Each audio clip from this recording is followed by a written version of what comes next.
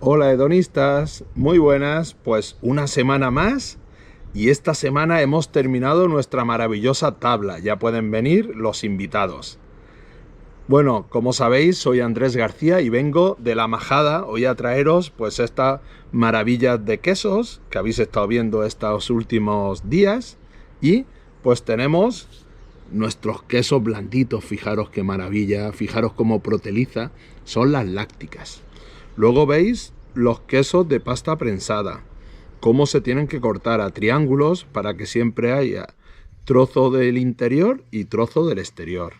Luego nos vamos a las pastas cocidas, que casi siempre se tienen que cortar así en tiritas.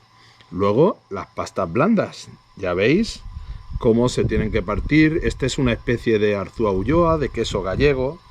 Luego las pastas blandas, porque son muy fáciles para cortar luego con el cuchillo. Luego, pues otras tipologías de quesos, tipo el corteza lavada, como el queso hecho, ¿os acordáis? Del cuajo vegetal. Pues este queso pues lo hemos cortado a daditos. Y luego los quesos azules, que estos pues se pueden cortar como uno quieran. Pues los hemos puesto con un poco de panecitos de Panadería Jesús, que son maravillosos, que los recomiendo. Y aquí le iría bien mermeladas, membrillo. Bueno, luego lo podéis maridar con muchísimos tipos de vino, ¿vale? Para terminar, vinos dulces, vinos blancos deliciosos, cervezas artesanas, incluso sidras.